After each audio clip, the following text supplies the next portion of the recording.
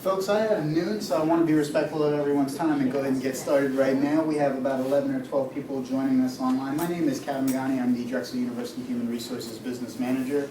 With me today, I have a few of my colleagues, Trish Mann, who will be operating the online component of everything, and Kristen Bellamy, who's actually the quarterback for all 403B operations for the department. So between the three of us, we're hoping we can help everyone out today.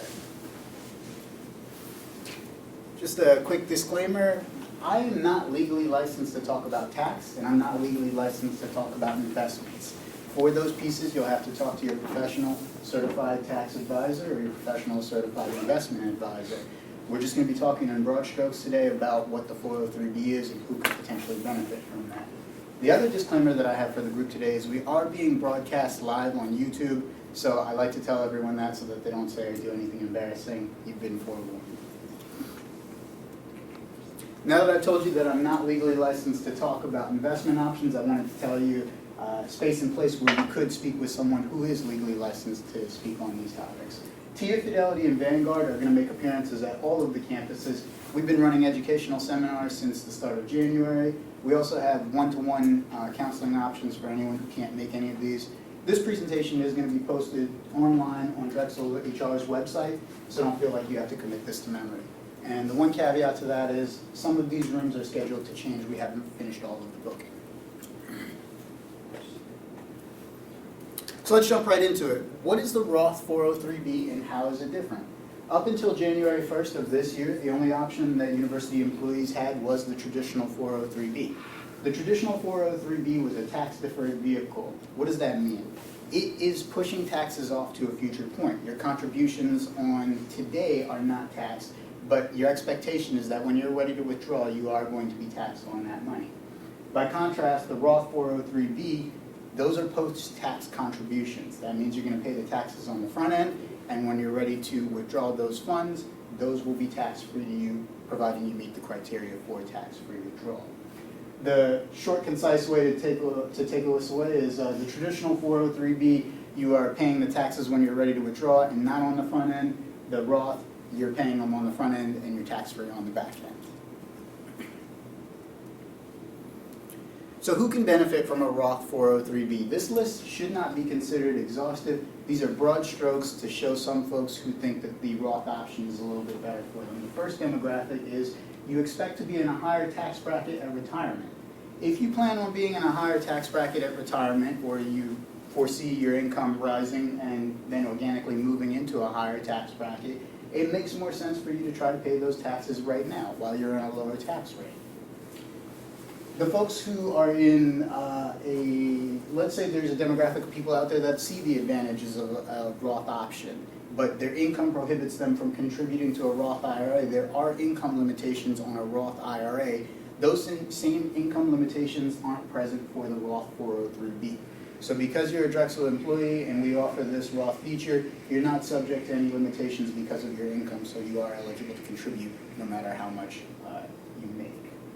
The Roth 403B can be rolled over to a Roth IRA, so even if you're in a position where you can't contribute to a Roth IRA because of your income limitations, you do have the option at a future point to move into a Roth IRA. We'll talk about that a little bit more later on and why that could be advantageous. The third overarching group is you want tax-free options in retirement. This could be a number of different people. When you move into retirement, you are probably going to be on a fixed income. A lot of people will be. And if you move into a fixed income status, you and your financial advisor may determine that you need to have some tax-free options so that you can predict what your income is going to look like in that environment. Another group of people will benefit from this because they'll be able to pass on wealth to their heirs tax-free. What does that mean? If you pass away, you are subject to the estate tax. A lot of people refer to it as the death tax. So anything that you had in the traditional 403B would be subject to taxation, moving it from you to your heirs, your designated beneficiaries. Because you pay taxes on the front end of the Roth, you're not subject to that estate tax, you're not subject to that debt tax. Finally, if you want to hedge against potential tax changes, this is a great option to do that. No one knows what taxes are going to do in the future. So if you want the safety and security of tax-free options in retirement, the Roth option is the easiest way to do that. Traditional or Roth, which one is better for me? The answer to that is I don't know. This is a personal question that you need to ask yourself and talk to your personal financial advisor and tax professional about. When you sit down with your financial advisor, the factors to consider are numerous, and I want to run through them very quickly. Will my tax rate be higher in retirement than it is now? That means, am I going to move up in my income? If I move up in my income, theoretically my tax rate is going to move up as well, too. Do you think taxes will increase in the future? So we talked about you as an individual, but let's say your income doesn't increase over the course of your career. Let's say you're earning prime right now. If taxes for the entire country move up, then your tax rate will necessarily be higher. You're just organically going to move into a higher tax bracket because taxes have increased. No one knows what taxes are going to do. I think we have a guarantee on what taxes look like through 2025, but after that, we don't know what the state of the country is going to look like. We don't know what the administration is going to want to do. We don't know the long-range goals of our country and what taxes will need to be able to do to support that. What will my required minimum distribution be? So an RMD, what is an RMD? The IRS says that if you are in a traditional 403B or a Roth 403B, in the year in which you turn age 70 and 1/2, you will have to take a required minimum distribution. There's a formula that's out there, you can look it up, you can Google it, it's out on the IRS website that shows for each year past age 70 and 1/2 what percentage distribution you have to take. We'll touch on that a little bit more when we go through the frequently asked questions. Have I talked to my licensed tax professional about my situation? For virtually every slide I've brought up, I've referenced your licensed professional. This one is no different. Anytime you're looking at a major change like this that could impact your future, you definitely want to talk to your licensed professional. What are my Roth investment options? If you work here at Drexel, I can answer that one for you. They are exactly the same as in the traditional environment. You do have the exact same platform to invest on. So any options that you had available to you on the traditional side, you'll still be able to do on the Roth. A lot of people, I think the vast majority of our population is in the target portfolios like 2050, 2055, for example, and you will still have those options as you move into Roth. What about my university match? So one of the greatest benefits of working for this organization is the very generous match that we get. So no one would want to move into this Roth option if it impacted your ability to get that match from the organization. And I'm happy to tell you it will not impact your ability to get that match from the organization in exactly the same way that you're receiving it right now. The Roth contributions are eligible for the university match in exactly the same way. So the distinction that I want to make is while you're contributing on a Roth post-tax basis, the university's match has to be given to you on a pre-tax basis. So that's the exact same setup and situation that you have right now. So there's no change to your university match. Employees can opt into both traditional and Roth contributions so long as they don't exceed the IRS limitations in one plan year. We'll talk about what those limitations are in just a second. And the plan is still 100% vested. Again, it's a great benefit offered through the university. You're 100% vested and nothing changes if you move to a Roth. FAQs. So this is just to get the conversation started. We've had a lot of people already reaching out to us. We've tried to catalog some of the most frequently asked questions, and here's what we have. How much can I contribute using the after-tax Roth option? The answer to that is the IRS dictates what those limits are. You're $18,500 with an extra $6,000 in catch-up contributions if you're aged 50 or over. Historically, they adjust that year over year. And I think in prior year we were 18,000, now we're up to 18,500. There's no guarantee that it'll continue to adjust, but historically that is something that happens. The other point that I want to make about this is if you are kicking in the max 18,500 in either a Roth or a traditional, and you decide that you want to contribute both Roth and traditional, you're still capped at 18,500 no matter what it is. So you can't do 18,500 in the traditional and then another 18,500 in the Roth. That's not available to you. How can I make an after-tax Roth contribution? If you've been able to enroll in our traditional plan, you'll be able to enroll in the Roth much the same way. It is out on Drexel 1. I won't walk everyone through this. We have these steps here, and you're able to reach out to all of us if you run into any problems when you're online.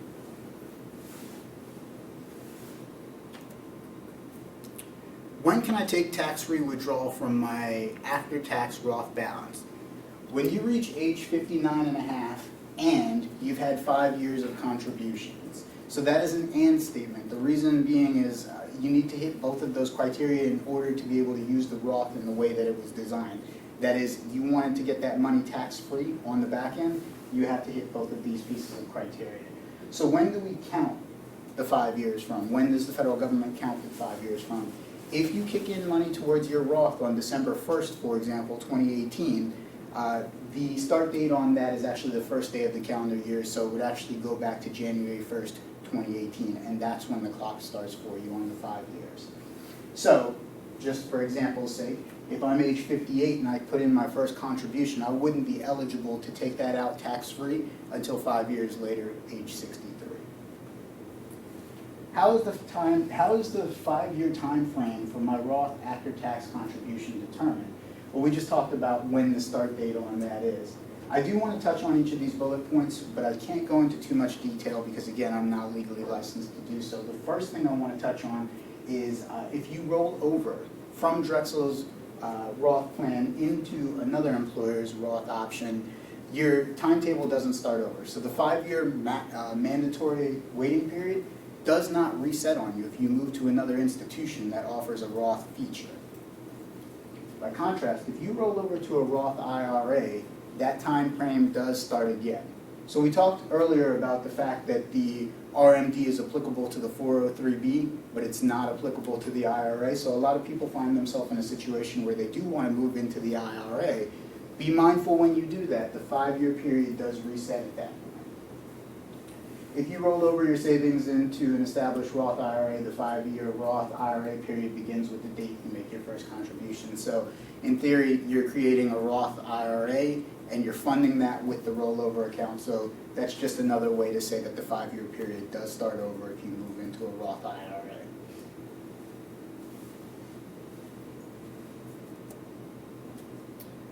Are after-tax Roth assets subject to IRS required minimum distribution rules? I think we've touched on that a little bit already. Your Roth 403B, yes, absolutely, you're subject to the RMD. Your Roth IRA, by contrast, is not subject to that required minimum distribution. Can I roll over my after-tax Roth savings from one employer's plan to another? Yes, you have that functionality. You can roll over to another employer's plan. I have a lot of information down here. Rollovers carry with them a lot of changes. So the new plan may charge you fees. Your current plan may assess something to you as well. It's absolutely critical that you speak with your financial professional on both sides, the import and the export institution. You'll definitely need to get a feel for what those fees, what the impact could potentially be to your nest egg. With that, I wanted to turn it over to the group, everyone online. If you go ahead and submit your questions now, Trish will read that out to everyone, and I wanted to take anything that the group in person had right now as well.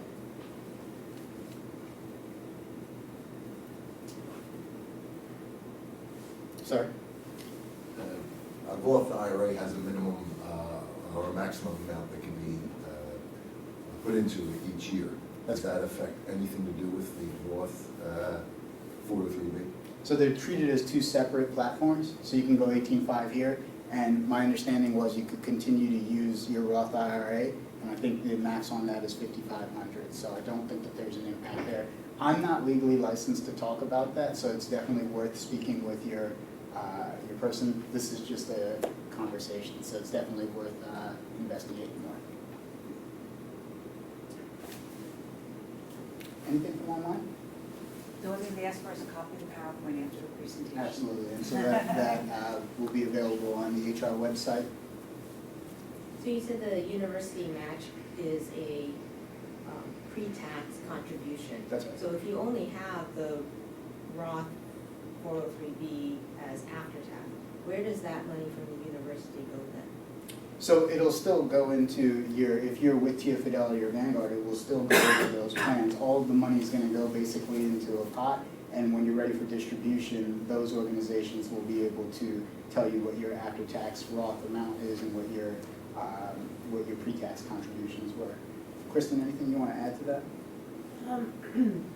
Sorry, so just to, I guess, confirm how, if the Roth addition is definitely just another source, for the 403B contribution. So as Kata mentioned, it's kind of going into its own bucket at the retirement vendors, the same as it is the traditional pre-tax contributions have been going into their own little bucket at the retirement vendors, and then the employer match has been in its own bucket, and the basic contributions in its own bucket. This Roth contribution then has its own little bucket. So when you do the distribution at retirement or whatever the situation, whatever you end up doing to have that money distributed, your employer contributions are all considered the same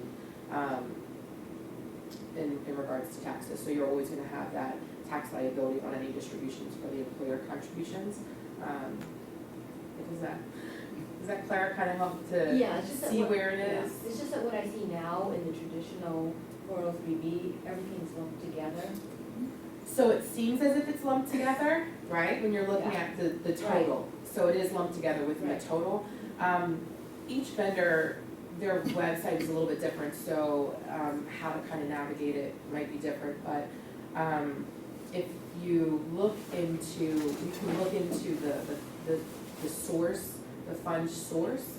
And if you look into the fund source at the vendor level, they'll be able to, that's where those buckets are that I'm talking about. So they'll have like you'll see it's talking about employer match, $23,052, whatever. Employee pre-tax contributions, $13,000, and then the Roth contributions, and it'll all be listed separately. From a higher perspective, it definitely is lumped together, and it's all just there because it's not, most people are worried about the bottom line. They're not really interested in necessarily how everything is broken down. But if you do want to see that breakdown, you can. You just have to you just have to know where within the website specifically where to go. And I think on the statements it'll tell you that too. But I do know specifically on like Vanguard's website, we do have the ability to go in and figure out what's going where. How much have I contributed versus what the university is giving me, and then what my Roth looks like. It is broken out differently. I'm sorry, did I see your hand as well? Yeah, you talked about rollovers, but I guess my question is, after I talk to my licensed professional advisor, and if the recommendation is that she says you should move the money you have in your traditional to your Roth, staying at Drexel, is that possible? So your question is, you currently have a traditional balance that's out there and you're looking at moving it over to it? Yes, it's absolutely possible to. Okay. There's obviously tax Tax implications, implications yep. that you're gonna wanna forecast, but that is an option too. Okay. Thanks. So, I wasn't here in the very beginning, but are you or is anyone from Drexel? We all are. Okay, So yeah, at the so- very beginning, all right, that was so- the introduction. Kristen is actually runs the 403B program for the university. Yeah. Trish Mann is also on our team taking everything from the online perspective, and I'm the financial manager for human resources. Great. So this question is, I guess, sort of partially related to this, but I have a sort of general question. So one is, can I roll over my current balance in the Drexel employee account to my individual IRA while still currently employed? Mainly because I have more options on the individual IRA, like I'm with Vanguard. Sure. So, and one of the things that I did talk about was the IRA. I can't speak too much on that just because I'm not licensed to, and so you would have to speak. No, so it's not. So you can't take distributions, sorry, Adam. So as an active employee, you Yeah, cannot okay. take distributions from your retirement plan until you've hit age 59 and a half or have left the university. So Got it. if you're under age 59 and a half, you can't take Move that anything over and move it to- to a Roth IRA. No, not Roth, but traditional. I'm sorry, traditional IRA, you can't move it. Yeah. So unless you're moving, so unless you're moving it to some, like another Drexel sponsored retirement plan. Yeah, I You did can that. do Right. inter-fund transfer or inter-plan transfers, but no, you can't take it and move it to any place else. And the second question is something that I submitted like 2 weeks ago through the HR website, but never got a response. Okay. Which is, why are we not given the option of lower, essentially, fee funds in Vanguard. So for example, target funds within Vanguard have the investor grade, there's the institutional grade, and also, maybe not with Target, but there are other ones that had Admiral grade as well. But right now, they're all investors, which are the highest fees. Especially Target, Carbon has an institutional counterpart that I have with Carnegie Mellon, which I think is like 2 or 3 times lower in fees for the exact same thing, Target 2045, Target 2030, and so on. So I submit that question, but never got a response. Sure, so I would have to research the fee basis for Vanguard a little bit, and I'd love to connect with you a little bit Sure. more offline and talk about that and be able to compare. Yeah. So if you could. Yeah, especially like some of the total stock market bonds and total stock market ones. They're the Admiral shares, which are like 6 times lower in fees, which I would love to use. That's the reason why I want to move up. But if I had those options, I'm happy to keep it. But it seems like, especially for like a 1-to-1 equivalent of Target 2045 or targeted funds, if there's a cheaper one that other university institutions are using, and we're not, I feel like that it's fees that we're paying extra for. It's a good point. It's a good takeaway. We do have a fiduciary committee charged with monitoring us for ERISA compliance, making sure that we're doing right by our employees. Certainly something I want to take back to them. Okay. It's something that they monitor, and we meet on a quarterly basis to be able to discuss not only fund performance, but the fees that were being assessed as an organization of our size. Okay. Yeah, typically, I mean, just to kind of piggyback off that, it might be a less expensive fund, but perhaps it's not performing the same way that our funds are. Just as a, I guess, something to think of all the time. Yeah, I mean, so if it's a completely different thing, what is Vanguard Target 2045? Investor class, institutional class, and there's some funds that are actually have an Admiral class. It's the same thing. So for example, in my individual account, the only difference between Admiral and the investor class is that the Admiral account class requires 10,000 minimum versus like 3,000 minimum for other things. So as long as you meet that, your fee drops by like 6 times, and so on. And they automatically convert it, so for my individual account. So it would be great to have, going same thing, it would be great to have that looked at, and that's the reason why I sent that email, but never got, or sent the inquiry, but never got a response. Okay, let's connect. Okay. I have an online question from Wendy. She says, how safe is the investment if there was a huge financial crisis? Are these funds insured and guaranteed in the event of a financial crash? Any investment is subject to gains and losses. You could potentially lose. There's an inherent risk that goes along with investing. Before anyone makes an investment, they do need to consult with their licensed professional to be able to talk about the risks that go along with that. Thank you. Sorry. So I'm pretty sure I know the answer to this, but if you currently have the employer match to the maximum, and then you open up a 403B Roth, do you still get that match? Is it additional to, or? So No. if you're, If you're maxed out, you're maxed out. Yeah, you're not able to double dip. You Right. wouldn't get the match on both of them. yeah, the max is gonna go, like, it's combined, so if you're participating in the traditional and the Roth, 403B, pre and post tax, the match is based off of your combined contribution. Thank you. Anything else from online? Nope, that's it, she just said thanks. Folks, we are posting this to YouTube. Any questions that we had that we were stumped in here, we're going to try to research, and if we're allowed to post a response on it, we absolutely will. I encourage the group to reach out to us if you have any questions, as well as to attend any of the seminars that we have out there. If anyone wants the one-to-one consultations, we can also help you with that as well. Thank you, everyone, for your time. Have a great day. Thank you.